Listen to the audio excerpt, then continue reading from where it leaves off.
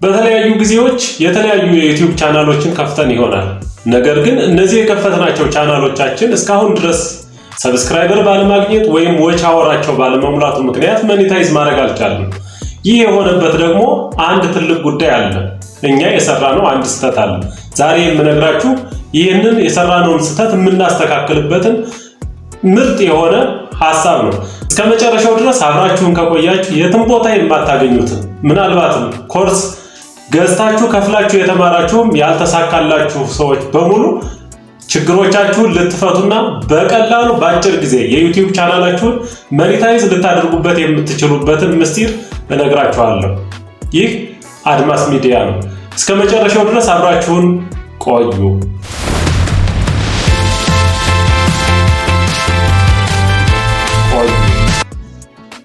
ለቻናላችን አዲስ የሆናችሁ ሰብስክራይብ አድርጉልን። ይሄንን ቪዲዮ ደግሞ ላይክ በማለት ጀምሩልን። ዛሬ የምናየው ስለ ብራንዲንግ ነው። ብራንዲንግ ምንድነው? በዚህ ጉዳይ ላይ በዝርዝር እንመለከታለን። አብራችሁን ቆዩ። ዩቲዩብ ላይ ብራንዲንግ ስንል ምን ማለታችን ነው? ብራንድ እንዴት ነው የምንገነባ የሚለውን በደንብ በዝርዝር እንመለከታለን። የመጀመሪያው ነገር ብራንዲንግ ምንድነው? ብራንዲንግ ስንል እንግዲህ የምናየው እኛን ቻናል እንዴት አድርገው ነው ሰዎች የሚረዱት? ብራንዲንግ ስንል የእኛን ቻናል ሰዎች እንዴት ነው የሚረዱት? እንዴት ነው የሚገነዘቡት? ለሰዎች እንዴት ነው የምናስረዳቸው? የእኛን የሰራነውን ብራንድ ብቻ ተመልክቶ ሰው ይሄ የገሌ ነው ብሎ እንዲለየን የምናደርገው እንዴት ነው? ይሄ ነው መታወቂያ ማለት ነው። በመታወቂያችን ከተለያየ ቦታ ላይ ይሄን ይሄ ገሌ ነው እንደሚባለው ሁሉ ብራንድ ስንገነባም እንደዚህ ነው። ይሄ ብራንድ የገሌ ነው የሚባል ደረጃ የሚደርስ ስራ መስራት ማለት ነው። እንደዚህ እዚህ ላይ እንግዲህ የሚያካትቱት በርካታ ነገሮች አሉ። በዝርዝር ነው የምንመለከታቸው። ማስታወሻዎቻችሁን ይዛችሁ እንቀጥል። የመጀመሪያው ቀለም ነው። ቀለም በጣም ወሳኝ ነው። ለአንድ ብራንድ ወሳኝ ከሆኑ ነገሮች አንደኛው ቀለም መምረጥ ነው። ስለዚህ አስቡበት፣ የትኛውን ቀለም እንጠቀም የሚለውን እናስባለን። ሁለተኛ ፎንት ነው። የእያንዳንዱ ቴክስቶች የምንጽፋቸው ፊደሎች ፎንት አላቸው። ፎንት ስንል ለምሳሌ በአማርኛ ፓወር ግዕዝ ዩኒኮድ 1 ዩኒኮድ 2 ዩኒኮድ 3 አለ። አቢሲኒያ ሲል የሚል አለ። ኒያላ የሚል ፎንት አለ። እነዚህን ፎንቶች መርጠን ለኛ ሊሆን የሚችለውን ፎንት መምረጥ አለብን። ያንን ፎንት ሰው ሲመለከተው ቀጥታ ይሄ የገሌ ነው የሚባል እስከሚሆን ደረጃ ድረስ ማድረስ አለብን። ሌላው ተምብኔል ስታይል ነው። ለእያንዳንዱ ቪዲዮዎቻችን የምንሰራው ተምብኔል ልዩ የሆነ የራሱ የሆነ ስታይል ይኖረዋል። ያ ስታይል ለኛ ብቻ ልዩ የሆነ አሰራር፣ ምናልባት አንድ ፎቶ አድርገን በግራ በኩል ከዛ በቀኝ በኩል ርዕሶቹን ቴክስቱን በቀኝ በኩል እናስቀምጥ እንችላለን። መሃል ላይ ፎቶውን አስቀምጠን ከስር አካባቢ በቴክስት ሐሳቦቹን ልንገልጽ እንችላለን። ወይም ደግሞ ምስል ብቻ ልናደርግ እንችላለን። ጽሁፍ ብቻ ሊሆን ይሆናል። ይሄ የኛ የራሳችን የሆነ የገነባ ነው የኛ ስታይል ነው ማለት ነው። እሱን ስታይል ዴቨሎፕ ማድረግና ለሰዎች ማስተዋወቅ አለብን ማለት ነው። ከዛ ቀጥሎ የምናገኘው ኤዲቲንግ ስታይል ነው። ኤዲቲንግ ስታይላችን እንደዚሁ በጣም ወሳኝ ከሚባሉ ነገሮች አንደኛው ነው። ቪዲዮዎቻችንን እንቆርጣለን፣ እንቀጥላለን። ከዚህኛው ወደ ቀጣዩ መሸጋገሪያ የምናስቀምጠው ትራንዚሽን ይኖረናል። ኦቨርሌይ የምናስቀምጣቸው አሉ፣ ቴክስቱ አለ። አጠቃላይ የሆነ ኤዲቲንግ ስታይላችን የምንጠቀማቸው የተለያዩ ፊልተሮች፣ ኢፌክቶች፣ እነዚህ ነገሮች በሙሉ የኛ የሆኑ ለግላችን ሁሉም ሰው ይጠቀማቸዋል። እንደነዚህ ያሉ ፊልተሮችን ቴክስት እየጻፈ የተለያየ ኤዲቲንግ ስታይል ሊከተል ይችላል። ግን ለኛ ኒው የሆነ አዲስ የሆነ ሁልጊዜ የማይቀያየር ወጥ የሆነ ኤዲቲንግ ስታይል መኖር አለበት። አንድ ጊዜ ወደ ጎን፣ አንዴ ወደ ላይ፣ አንዴ ወደዚህ፣ አንዴ በቃ የማንጠቀመው አይነት ፊልተር ላይኖር ይችላል። ግን እኛ ለኛ ብራንዲንግ ስንገነባ የምንጠቀማቸው ፊልተሮች የምንጠቀማቸው ነገሮች በሙሉ ወጥ የሆኑ በተከታታይ በሚገኙ ቪዲዮዎቻችን በሙሉ የሚገኙ የኛ ልዩ የሆኑ መታወቂያዎች ሊሆኑ ይገባል። ሌላው ቮይስ የድምጽ ነው። ድምጻችን ከቶኑ ጋር የምንናገርበት ቶን፣ አሁን እኔ ለእናንተ የማስረዳበት የምናገርበት ቶን ይኖራል። ይሄንን የምናገርበትን ቶን ወይም እኔ የማሳየውን የፊት ገጽታ ምናምን ሌላው ሰው ሊያደርገው አይችልም። በጣም ደስ እያለው እየሳቀ እየተደሰተ ሊነግራችሁ የሚችል ሰው ይኖራል። በጣም ፊቱን ቋጥሮ ደግሞ የሚናገር ሰው ሊኖር ይችላል። ያ የራሱ የሆነ የሚናገርበት ስታይል ነው።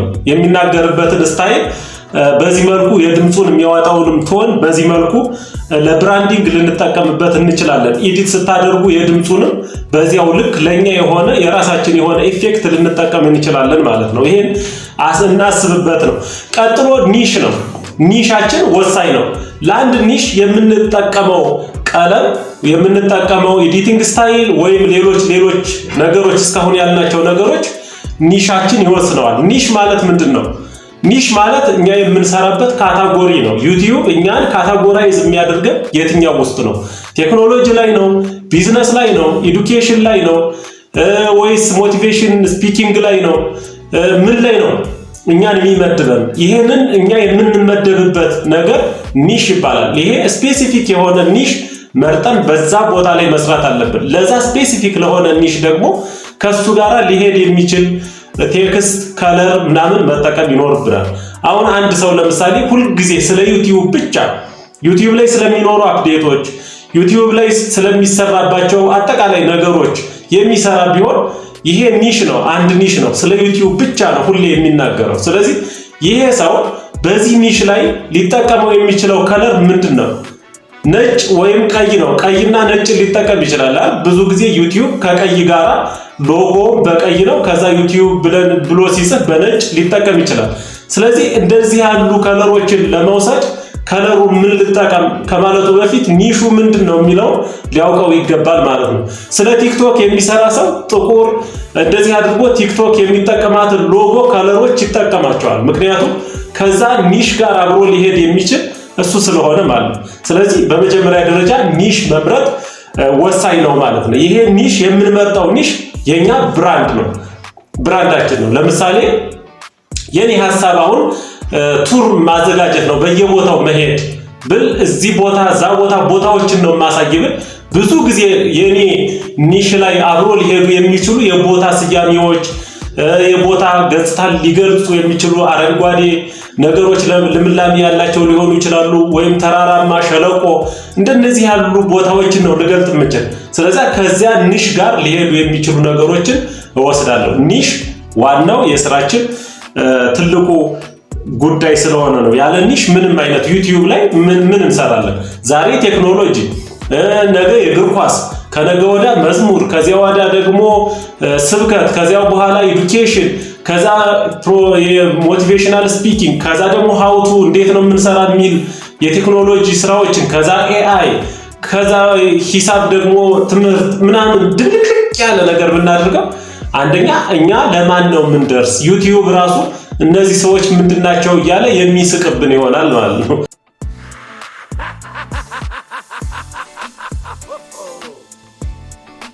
ካታጎራይዝ ያደርገን ሊመድበን ይፈልግና የት ላይ ልመድባቸው ብሎ ወስዶ ቴክኖሎጂ ላይ ሊያስገባን ሲል መዝሙር አለ። እነዚህ መንፈሳዊ ስራ ነው የሚሰሩ ብሎ መዝሙር ላይ ሊመድበን ሲል እዛ ደግሞ ቀረርቶ አስገብታቸዋል። አይ እነዚህ ሙዚቃ ነው የሚወዱ ብሎ ሙዚቃ ላይ ሊመድብ ሲል እዚህ ደግሞ ቴክኖሎጂ ሰርታቸዋል። ቴክኖሎጂ ናቸው ብሎ ሊያስገባችሁ ሲል ደግሞ እዚህ የሌላ የኤዱኬሽን ነገር ሰርታቸዋል። ኤዱኬሽን ናቸው ብሎ ሊያስገባን ሲል ሌላ ደግሞ የሰራ ነው አለ። እንደዚህ ድብልቅልቅ ማለት የለብንም። አንድ ወጥ የሆነ ኒሽ ማዘጋጀት። ምናልባት ግን 2-3 ስራዎችን መስራት የምንፈልግ ከሆነ የተለያዩ ቻናሎችን መክፈት እንችላለን። ለቴክኖሎጂ አንድ ቻናል፣ ለመንፈሳዊ ስራ ለምንሰራበት ሌላ ቻናል፣ ደግሞ ለሌላው ሌላ ቻናል መክፈት እንችላለን። እንደዛ ካላደረግነው ኒሻችን ላይ ችግር ሊፈጥር ይችልብናል ማለት ነው። ይሄኛው ምን ይጠቅመናል? አሁን ስትሮንግ ብራንዲንጋችንን ጠንካራ ካደረግነው ለምንድን ነው የሚያገለግለን? ለምንድን ነው የሚጠቅመን ብለን ስናስብ 1-3 ነገሮችን እናገኛለን። የመጀመሪያው ኢንክሪዝ ሲቲአር ነው። ይሄ ክሊክ ስሩ ሬት የሚባል አለ። ክሊክ ስሩ ሬት የምንለው አለ። ዩቲዩብ ላይ ስትሄዱ ክሊክ ስሩ ሬት በጣም ወሳኝ ነው። ክሊክ ስሩ ሬት ማለት ምን ማለት ነው? ሰዎች ምን ያህል ክሊክ አድርገዋል። አሁን ቀጥታ አንድ ቪዲዮ ሰራን፣ ሁሉን ነገር አዘጋጀን፣ ርዕሱን፣ ዲስክሪፕሽኑን፣ ታጉን፣ ኪወርዶችን ሞላን፣ በሙሉ ሊሞሉ የሚገባቸውን ነገሮች በሙሉ ሞላን፣ ተምብኔሉን አስተካከል ሰራን። ከዛ በኋላ ዩቲዩብ ላይ ቪዲዮአችንን አፕሎድ አድርገን ፖስት አደረግነው። ፐብሊክ የሆነ ቪዲዮ ነው እንበል። ይሄንን ፐብሊክ የሆነን ቪዲዮ ፖስት ያደረግነው ዩቲዩብ ምን ያደርጋል? ኢምፕረስ ያደርጋል ወይም ሰጀስት ያደርጋቸዋል ለሰው ከኛ ርዕስ ጋር ተመሳሳይ የሆነ ተምብኔላችን ላይ ባስቀመጥናቸው ፎቶዎች ለምሳሌ የሚታወቁ ሰዎች ተምብኔላችን ላይ ካሉ እነዛን ሰዎች ከሰሩ ሰዎች ጋር ይወስደዋል ታዋቂ ስለሚሆን። ለምሳሌ ዶናልድ ትራምፕን ፎቶአችሁ ላይ እዛ ኢሜጅ ላይ ብታስገቡት የሱን ከሚከታተሉ ሰዎች ጋር ፎቶ በፎቶ ካታጎራይዝ አድርጎ በዛ ያስቀምጥልናል። ስለዚህ ይወስዳቸዋል፣ ይወስድልናል። የተለያዩ ነገሮችን አይቶ ሰርች ኢንጂን ኦፕቲማይዜሽን አለው አልጎሪዝሙ። ከዛ በኋላ ይሄንን ተረድቶ ወደ አልጎሪዝሙ ይመጣል። አልጎሪዝሙ የተወሰነ ሰው ላይ ቴስት ማድረግ ይጀምራል። ፑሽ አድርገዋል ለብዙ ሰዎች እንደመጣ ያደርሳቸዋል። ካደረሳቸው በኋላ እኛ የምንይዝባቸው ሁለት ነገሮች አሉ። አንደኛው ርዕሳችን ነው፣ ሁለተኛው ተምብኔላችን ነው።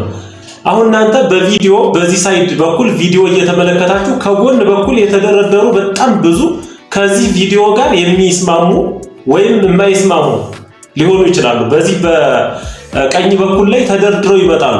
ከዛ ይሄኛውን አሁን እየተመለከታችሁት ያለውን ቪዲዮ አቋርጣችሁ የተሻለ እዚህ እኮ ሊኖር ይችላል ብላችሁ ስክሮል ልታረጉ ትችላላችሁ። ወይም ፊት ለፊት ከሚታዩት ተምብኔሉ ያማረ ርዕሱ ያማረ ካገኛችሁ ይሄንን ትታችሁ እዛ ክሊክ ታደርጋላችሁ አይደል?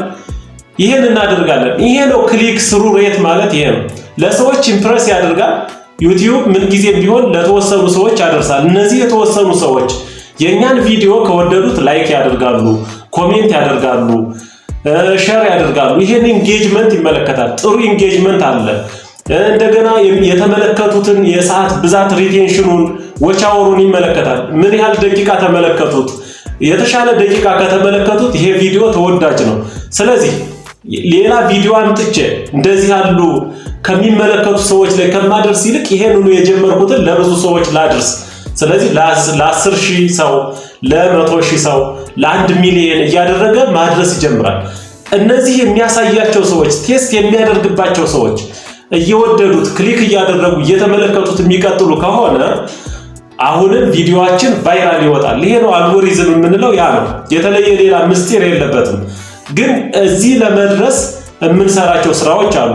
አንደኛው ይሄ አሁን የተነጋገርነው ብራንዲንግ ነው። ብራንዲንጉ ክሊክ እንድንደረግ ይረዳናል። ክሊክ ስሩ ሬት ማለት ይሄ 1 ሚሊዮን ሰው ላይ ዩቲዩብ አድርሶት ክሊክ እያደረገ ርዕሱንና ተምብኔሉን ተመልክቶ ክሊክ እያደረገ ወደኛ የመጣ ሰው ከ1 ሚሊዮኑ መካከል 10,000 ሊሆን ይችላል፣ 900,000 ሊሆን ይችላል። ይሄንን ፐርሰንት ያሰላል። 90% ክሊክ አድርጎታል፣ በጣም ተወዳጅ ነው። 50% ክሊክ አድርጎታል፣ በጣም ተወዳጅ ነው። ስለዚህ ተምብኔላችን ጥሩ ነው ማለት ነው። የሰራነው ብራንዲንግ ጥሩ ነው ማለት ነው። ስለዚህ ብራንዲንጉ የሚያገለግለን ለዚህ ነው። ብራንዲንግ የሚያገለግለን አንደኛው ለዚህ ነው። ኢንክሪዝ ሲቲአር የክሊክ ስሩ ሬቱን እንዲፈጥን ወይም እንዲጨምር ያደርገዋል። ሰዎች ክሊክ እንዲያደርጉን ይረዳል ነው። ሌላኛው ሁለተኛ ላይ የምናየው ትረስት መፍጠር ነው። በሰዎች ዘንድ ታማኝ እንድንሆን የሚታመን እንዲሆን ያግዘዋል። ዛሬ የሆነ ብራንዲንግ ከለራችን ከለር ምርጫ ወደ ኋላ የምንመጣበት ነው። ግን የተለያየ ከለር ዛሬ በቀይ ሰርተን ቀይ በነጭ ያምራል ብለን ነገ ደግሞ አረንጓዴ በነጭ ሰማያዊ በቢጫ ምናምን ጥቁር በቢጫ ወይ ጥቁር በነጭ ምናምን እያደረግ በየጊዜው እያደበላለቅን ብንሰራ ወይ እነዚህ ሰዎች በቃ ምንም ይሄ ዝም ብሎ ግለሰቦች በሆነ ሰዓት ስለመጣላቸው የሆነ ሐሳብ እንደዚህ እንትን ብለው ዝም ብሎ ያስቀመጡት አይነት ነው ሰውም ይረዳል። ስለዚህ ምን ጊዜም ቢሆን ተመሳሳይ የሆነ ነገር ስንሰራ የራሳችን የሆነ ነገር ስንገነባ ሰው ያምነናል፣ ታማኝነትን ይፈጥራል። ሁሉንም እያንዳንዱን ባንኮች እስቲ ተመልከቷቸው። የራሳቸው የሆነ ሎጎ አላቸዋል፣ የራሳቸው የሚጠቀሙት ከለር አላቸው። ያ ነው ብራንድ ማለት። ለዛ ለብራንዲንግ በጣም ብዙ ወጪ ያወጣሉ። ለብራንዲንጉ ብዙ ወጪ ይወጣል። ለማስታወቂያ፣ ለተለያዩ ነገሮች በጣም ብዙ ወጪ ይጠይቃቸዋል። አንዴ ያንን ብራንድ ከገነቡት በኋላ ምንም የሚቆም ነገር የለውም። ምክንያቱም በዚያ ከለር፣ በዚያ የአጻጻፍ ስልት፣ በዚያ የፎቶ አቀማመጥ፣ የቪዲዮ ኤዲቲንግ ስራ የሚታወቅ እገሌ ነው፣ በቃ ይታወቃል ማለት ነው። ስለዚህ እገሌ ነው የሚለውን ነገር እንዲገነባ ብዙ ነገር ያደርጋሉ። ሶስተኛው ቪዲዮዎቻችን ለሌሎች እንዲደርሱ በቀላሉ ያግዛል። እንደዚህ ሪኮግናይዝ የሚደረጉ የሚታወቁ በቃ የነገዴ ናቸው ተብለው ሊታወቁ የሚችሉ ስራዎችን የምንሰራበት ይሆናል ማለት ነው። በዚህ ላይ በጣም የማይረሳ አሁን ተመልካቾቻችን እንዳይረሱት የሚያደርግ ነገር እናስቀምጣለን። አሁን ለምሳሌ የኔ ብራንድ ከለሩ ይታያቸዋል። የሆነ ብራንድ ከለር ገና ስትገቡ ተምብኔሉ ላይ የነበረው ይሄ ፐርፕል የሆነ ዲፕ ፐርፕል ቢጫ ከለር ነጭ ምናምን ሆኖ አለ። አሁን ይሄንን ወደፊት በዚህ መልኩ ወደፊት ያድጋል ማለት ነው። ይሄንን ከለር በዚህ ስትመለከቱት ይሄ አድማስ ሚዲያ ነው ብሎ ሰው እንዲረዳ ያግዘዋል። ሎጎው ከዛው የተወሰደ ነው። ባነሩ ከዛ የተወሰደ ነው። አሁንም ተምብኔሎቹ ከዛ የተወሰዱ ይሆናሉ። ከለሩ በዛ ልክ ሲሆን ሌላ ሰው እንኳን ያንን ቪዲዮ ቢሰራ ተምብኔሉ ከዚህ እኛ ከምንጠቀመው ከለር ጋር ተመሳሳይ ቢሆን ኦኬ ይሄ አድማስ ሚዲያ ነው ብላችሁ ነው ክሊክ የምታደርጉት። እንደዛ አይነት ብራንድ መፍጠር ነው። ለሁሉም ሰው የየራሱ ነገር ስላለው ይሄ ሰዎችን በእኛ በምንሰራው ስራ ዝም ብሎ በቀላሉ ብቻ እንዲረዱን የምናደርግበት መንገድ ነው። ሁለተኛ ላይ የምናየው ነገር ከለሩን ኒሻችን ይወስነዋል። እንዴት ነው ዲፋይን የሚያደርገው የሚለውን እንመልከት። ኒሽ እንዴት ዲፋይን ያደርጋል? ኒሻችን ከለራችንን ዲተርምን የሚያደርግበት የራሱ ነገር አለው። አሁን የየከለሮቹ የየራሳቸው ትርጉም ይሰጧቸዋል። የየራሳቸው የተሰጠ ትርጉም ስላላቸው በዛ ትርጉም አብሮ ሊሄድ የሚችል የትኛው ኒሽ ለየትኛው ከለር ነው ወይም የትኛው ከለር ለየትኛው ኒሽ ነው የሚለውን በደንብ አድርጎ ይወስነዋል። ለምሳሌ ቴክኖሎጂ አካባቢ ላይ የምንሰራ ሰዎች ሰማያዊ የሆነ ቀለም ወይም ጥቁር የሆነ በጣም ዘመናዊ የሆኑ እንዲህ ጠቆር ወዳሉ ነገር ዳርክ የሆኑ ነገሮችን ብዙ ጊዜ እንጠቀማለን። ብዙ የሚጠቀሙ እንደዛ ነው። ስለዚህ ዳርክ የሆነ ነገር አሁን እንትን ላይ ቻት ጂፒቲ ላይ ገብታችሁ የቴክኖሎጂ ሎጎ መስራት እፈልጋለሁ እና እንደዚህ የሆነ ዳይሜንሽኑ ምናምን ብላችሁ ብትነግሩት በእርግጠኝነት ከቴክኖሎጂ ጋር የተያያዘ ሐሳብ ከነገራችሁት የሚያወጣላችሁ ሎጎ እንደዚህ ወይ ሰማያዊ ነገር ነው ወይ ዳርክ ነው ወይ ጥቁር ነው። እንደዚህ ነገሮችን ይጠቀማል። ፋይናንስ አካባቢ ወደ ወርቅ አይነት ከለር የሆነ ወይም አረንጓዴ የሆነ ነገር ይጠቀማሉ። ተመልከቱት በደንብ የእያንዳንዳቸውን የሌሎችን ተመልከቷቸው። እንዲህ ፋይናንስ አካባቢ ላይ ግሪን የሆነ ነገር ይጠቀማሉ። ለምሳሌ ኢትዮጵያ ልማት ባንክ አረንጓዴ ነገር ይጠቀማል። አረንጓዴ የሚጠቀም ከፋይናንስ ጋር የተገናኙ አብዛኞቹ እንደዚህ ይጠቀማሉ። ልምድ አላቸው። ይሄን የመጠቀም ትርጉም የራሱ ትርጉም ስላለው ጌሚንግ አካባቢ ላይ ያሉት ይሄ በጣም የሚያብረቀርቅ ኒን የሚባለው ከለር አለ። በጣም ደመቅ ያለ ቀለም የሚጠቀሙት እንደዛ ነው። በጣም ብዙ ኮንትራስቱ ከፍተኛ የሆነ ነገር ይጠቀማሉ። በጣም የሚያብረቀርቅ ሻይኒ የሆነ ነገር ይጠቀማሉ ጌሚንግ ላይ። ይሄንን ይወስዳሉ። ኤዱኬሽን አካባቢ ክሊን የሆነ ምንም ዝም ተራ ማለት ቀለል ያሉ ቀለሞች ምንም ይሄን ያህል ከባድ የሆነ ውስብስብ የሆነ ቀለም ላይ አይገቡም። ኤዱኬሽን ላይ ያሉት ቀለል ያለ ነገር ይጠቀማሉ። የአነቃቂ ንግግሮች የሚባለው ላይ የሚሰሩ ሰዎች ብትመለከቱት አሁን ዳርክ ወደሆነ ነገር እንደዚህ ጠቆር ያለ ነገር ቪዲዮ ቀረጻቸውን ስትመለከቱት እንደዛ አይነት ነገር ያበዛሉ።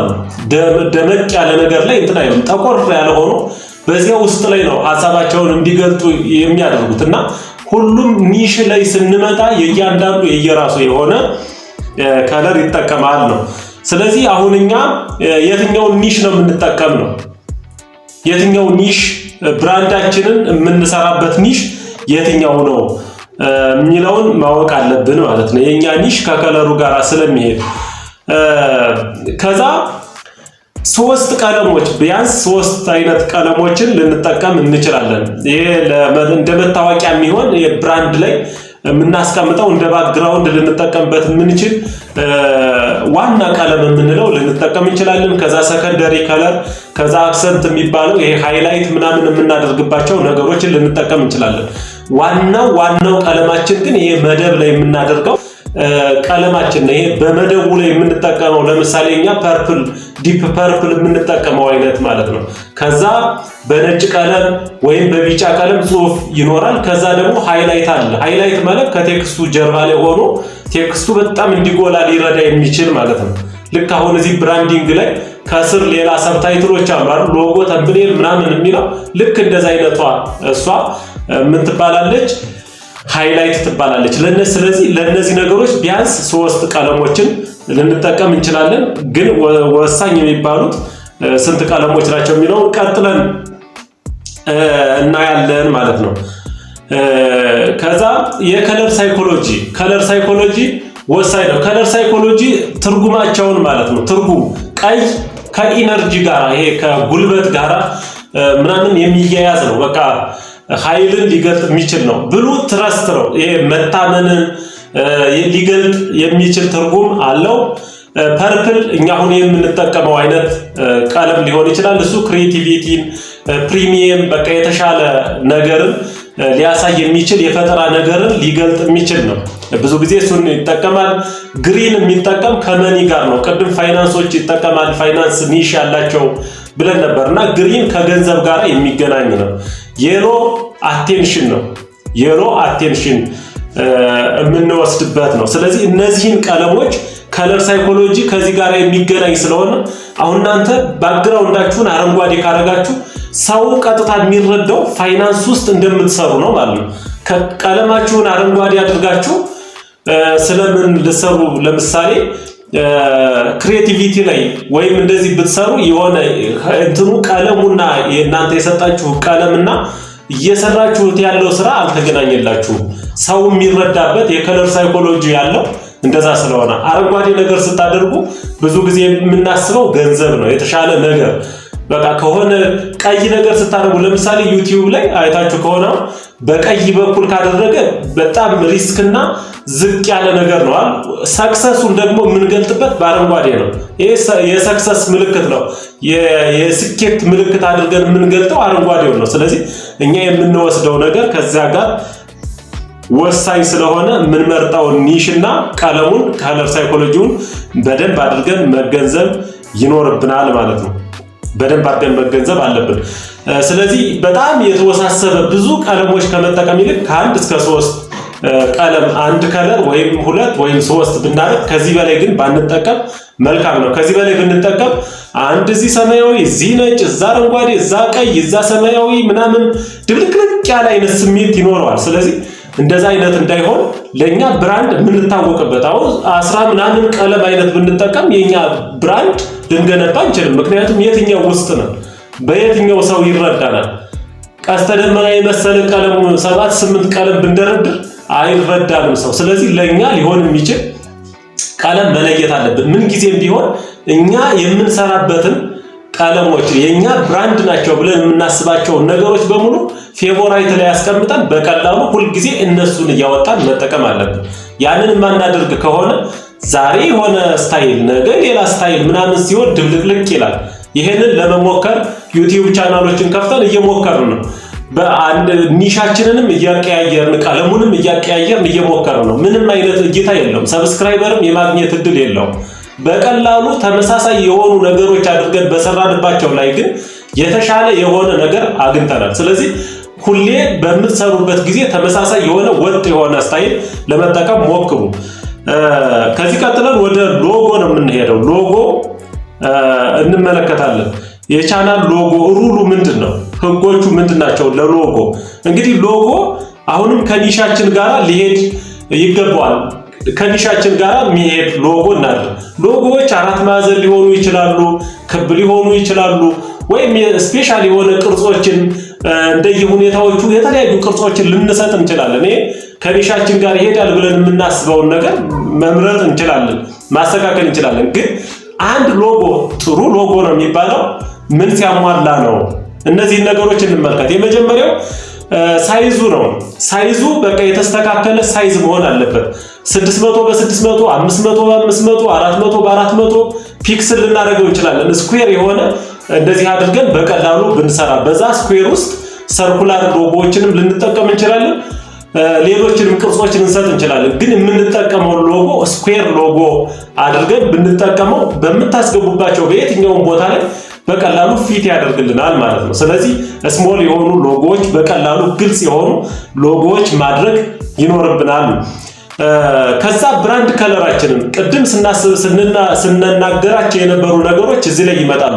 ብራንድ ከለሮችን መያዝ አለባቸው። ሎጎዎች ብራንድ ከለር፣ የኛን ሎጎ ተመልከቱት። እዛ ሎጎ ላይ የምታዩት ቀለም አለ። ያ ቀለም ከዋናው ከብራንዳችን ጋር ሌሎች ተምብኔሉን ባነሩን ለመስራት ከምንጠቀምባቸው ቀለሞች ጋር ተመሳሳይ የሆነ ነው። በቃ ያንን ሎጎ ሲመለከት ሰው የገሌ ነው ብሎ እኛን እንዲያስበን የምናደርግበት ነው። ስለዚህ ብራንድ ከለሮችን መያዝ አለበት። ቢ ሲምፕል። በጣም ሌላው ነገር ውስብስብ ማድረግ የለብንም። በቃ ሰዎች እንዲህ ሲል ሲያዩት በቀላሉ ሊረዱት የሚችል ነገር ውስብስብ አድርገን አንዱን አንዱ አስገብተን ዝም ብለን በቃ የኮምፕሌክስ የሚባሉ ፎቶዎች አሉ። ልክ እንደዛ ኮምፕሌክስ አድርገን ማስቀመጥ የለብንም።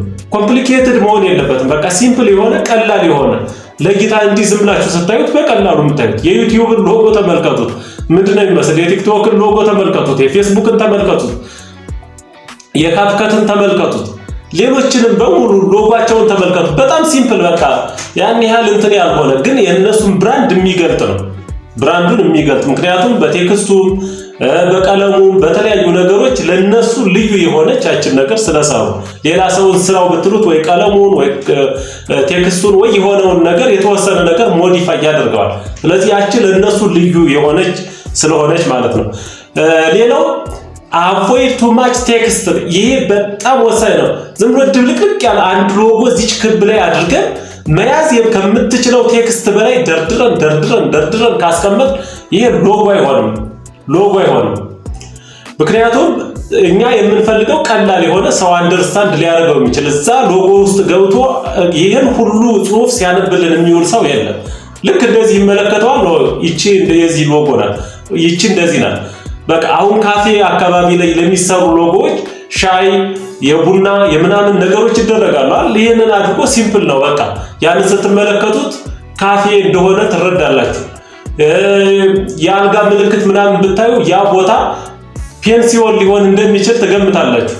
ከዛ ውጭ የሆነ ግን ሻይ ለሚሸጡ ሰዎች ላይ የአልጋ ምልክት የአልጋውን ምልክት እዛ ምግብ በማይሸጡ ቦታዎች ላይ የምግብ ስዕሎችን መደርደር አይቻልም። እንደዛ አይነት ሎጎ ብናስቀምጥ ምንም ተቃራኒ የሆነ ማንም ሊረዳን በማይችል መልኩ ይሆናልና ሊገልጹ የሚችሉ ቀለል ያሉ ምስሎች፣ ጽሑፍ ያልበዛባቸው በቀላሉ የሚዘጋጁ በቀላሉ ሊታዩ የሚችሉ መሆን አለባቸው። እንደዚህ ምን ሊሆኑ ይችላሉ? ለምሳሌ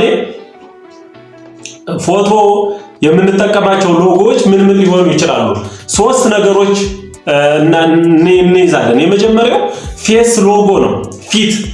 ፊታቸውን ተጠቅመው ለምሳሌ የሚሰሩ ሎጎ የሰሩ አሉ አይደለ?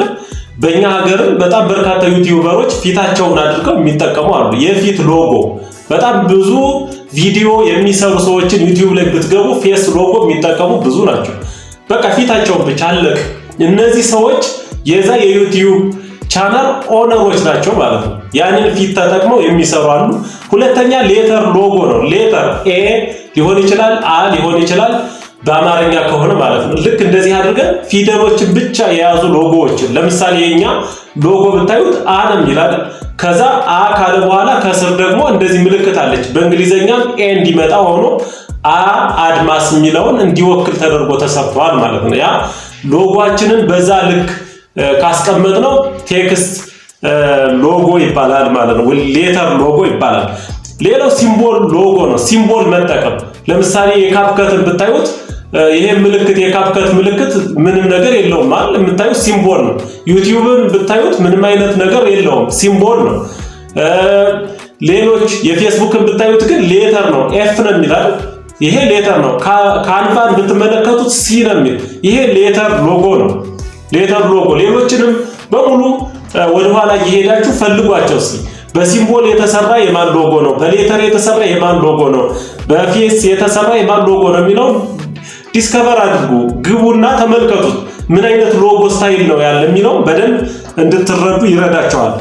የምንጠቀማቸው ሲምቦሎች ከምንሰራው ኒሽ ጋር ተመሳሳይ ሊሆን ይችላል። ሌተሩንም ሌላውም ከእንትኖቻችን ወስደን ለምሳሌ ዩቲዩብ የሚል ከሆነ ዋይን እና ቲን ወስዶ ሊሰራ ይችላል። አንድ ሎጎ መስራት ይቻላል። ሲምቦል ካደረገ ደግሞ ዩቲዩብ ላይ ቪዲዮ ስለሚጫን በአንድ ቀይ እንትን ላይ በነጭ በኩል ይቺ የፕሌይ ምልክቷን አስቀምጦ ቁጭ አድርጋታል። ይሄ ጎነ 3 ናት። ሌላ ነገር እኮ የለውም። 4 ማዕዘን በቀይ ያደረገ መሃል ላይ ጎነ 3 አስቀመጠ። በቃ እንዲህ ስታዩት ዩቲዩብ። ፌስቡክ በ4 ማዕዘን አደረገ ኤፍን አስቀመጠ።